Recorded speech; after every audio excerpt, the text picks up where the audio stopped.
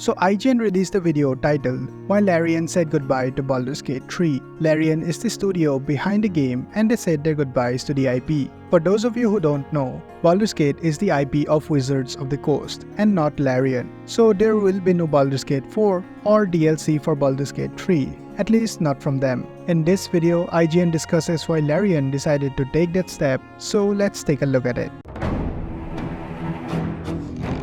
In July of 2023, Baldur's Gate 3 was hardly a blip on most people's radar.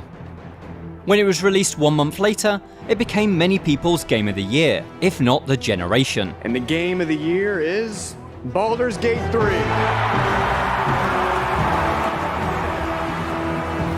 Now, the game has celebrated its 1 year anniversary. Its 7th major patch added official modding support and new endings to the game. And developer Larian Studios launched a brand new YouTube channel to provide behind the scenes looks at the game and its developers. Between its critical acclaim, numerous awards, and financial success, Baldur's Gate 3 is worth celebrating. It's crazy to think that it's already been more than a year since this game came out, mainly because I still see some crazy techniques people discover to beat a camp or a boss. And maybe that's why it became such a phenomenon in the industry. So much so that even game developers from other studios said that this game is an exception and people should not hold this as the standard for good games. Moving on. But its meteoric rise to success was just as surprising to the developers at Larian as it was to the rest of the gaming community. Game director Sven Vinke thought at every single point the game's success was going to stop. I remember arguing with our director of publishing, who said, "This is going to sell a lot." I said, "That's impossible. The number you're saying is just not possible."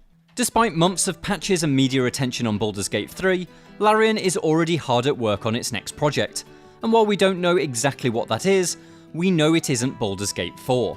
I remember playing some of the early access stuff from Baldur's Gate 3. It felt like the early access was available for 5 to 6 years before the official release. It was out for such a long time. But when I played it, the game seemed good. Good enough to slap a $60 label to it and call it a day. But what really impressed me at the time was that they just kept on going. They kept on increasing the content, rewriting the existing scripts and dialogues, and made the game more fun to play. Still, I didn't think that it would become such a big worldwide success, especially because D&D is not as popular outside of the US. But what did help was the TikToks and the YouTube shorts that people made about this game. People having intercourse with a bear became one of the most popular things to do in this game. Blowing up a whole camp by lining up barrels of oils and igniting them and stuff like that became fun, and there were just numerous things you could do with this game. People were going wild with their imaginations. There was also the speedrun era for this game where people would speedrun to have intercourse with any character. Even the big creators like This Guy's Toast attempted that. Crazy times indeed. In March, Vinke announced the studio's plans to end its partnership with Wizards of the Coast,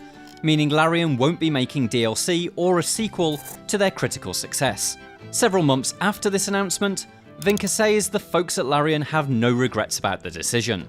"We actually decided this only at Christmas. We were working on stuff, but our hearts weren't as much in it, probably because we spent so much time already in it. So it was time for us to do new things, and ever since, we felt better. We got our developer joy back, and that's the prime thing, right? If you don't have that, you can't make anything good." It's only natural that after spending 6 years working on the game, Larian isn't as enthusiastic about Baldur's Gate 3 as it once was. But back in 2017, that exact enthusiasm was what led Vinke to pursue the project to begin with. The original Baldur's Gate games are hailed as BioWare classics from the late 90s and early 2000s, and after decades without a new entry, Larian saw itself as a developer fit to continue the legacy. Wizards of the Coast, which owns the Baldur's Gate IP, agreed to a pitch meeting, but the presentation's date was, ironically, set for the same day as the release date for Larian's then upcoming title, Divinity Original Sin 2. According to Vinke, the time crunch led to a subpar presentation. That was the best that we could do. Wizards of the Coast said, "This is not very good." We said, "We know, give us more time." And then they gave us more time. Thankfully, the following presentation went much better, and the studio was given the green light. So, after shipping the definitive edition of Divinity Original Sin 2, Larian focused all of its efforts on making Baldur's Gate 3. Wow, I didn't know that they flopped their first pitch for the game, and Wizards of the Coast actually gave them a second try.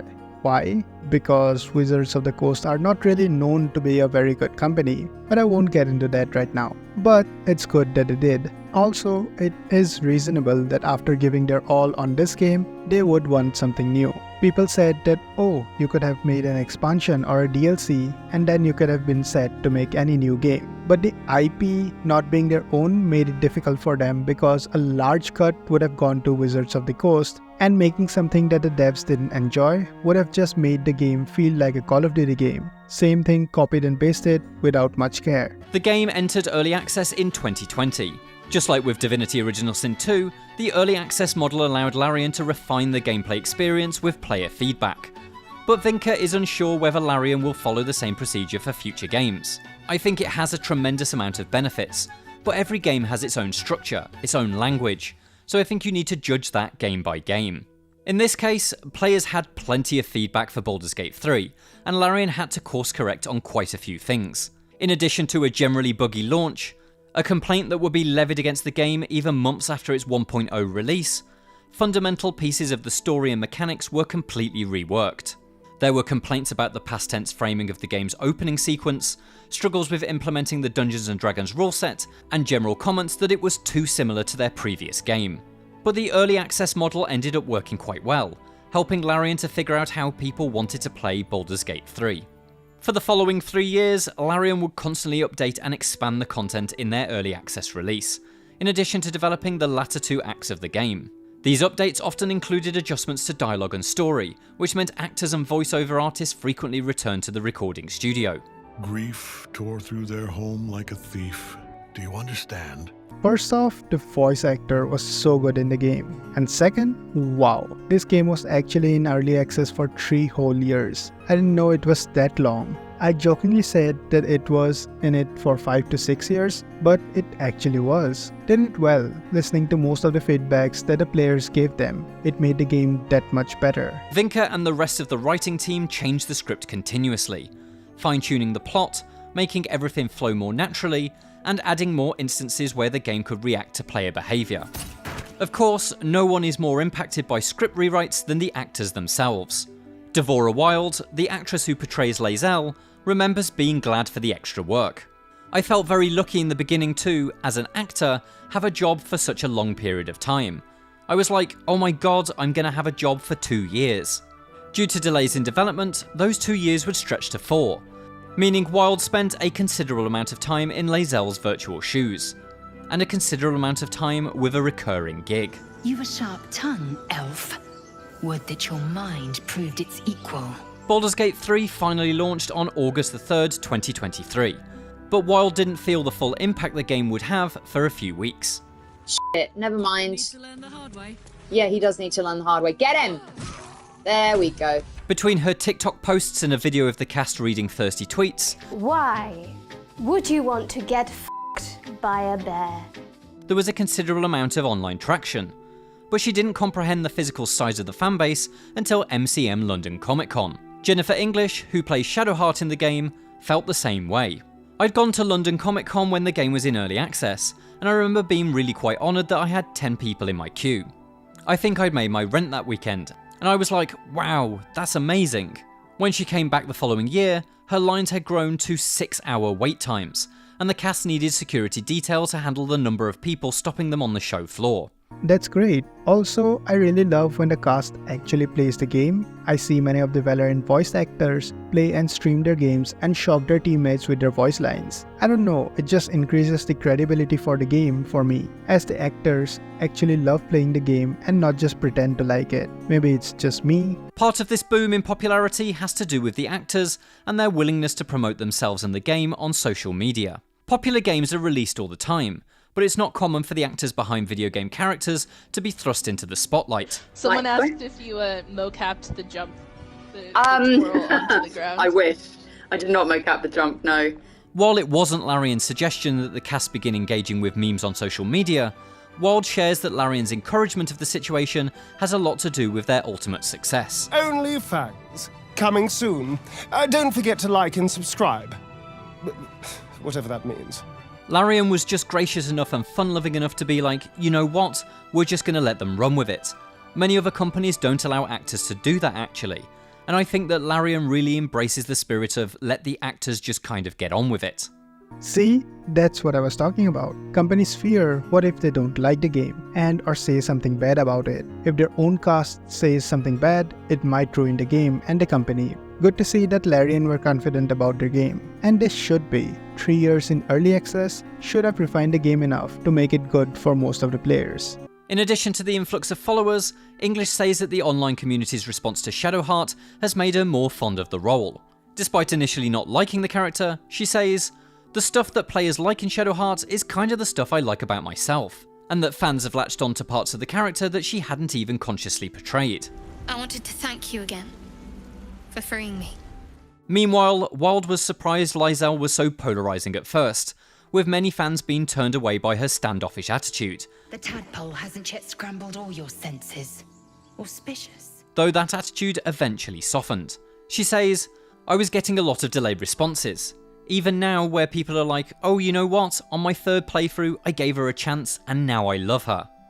Alongside Aliona Baranova, one of Baldur's Gate 3's motion capture directors and English's girlfriend, the actors have cultivated a following that has become separate from the game altogether. Hey, you lot! I'm going nowhere!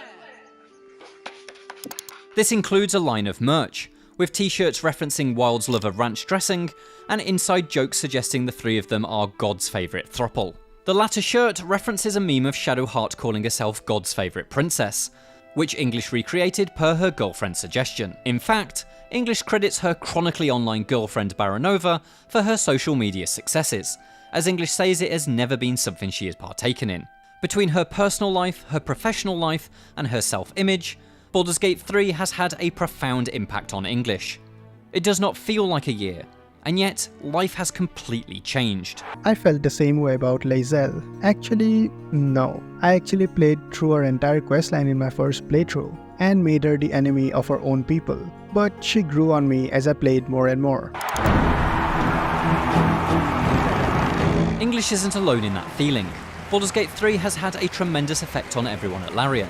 In the months following its release, it won Game of the Year at the Game Awards, the Golden Joystick Awards, the DICE Awards, the GDC Awards, and the BAFTAs. Thank you so much. Not to mention a slew of other awards for narrative and performance, including the second ever Hugo Award bestowed upon a video game. It has a staggering 96 on Metacritic, and has been hailed as one of the greatest role-playing games of all time. Baldur's Gate 3 is just about everything I could have asked for. In the face of this monumental impact, Larian's goals as a studio remain remarkably humble. Art director Joachim Valimchek shared, "All of this success means there are high expectations of what's next. We are playing it cool as always, and we are not letting the success blind us to the amount of hard work it took to get here." Valimchek's fellow art director Elena Dubrovnia says, "In practice, not much has changed. We are still hard-working bees ready for new adventures. The quality bar was set high by BG3, so we are wrapping our heads around how to raise it even higher.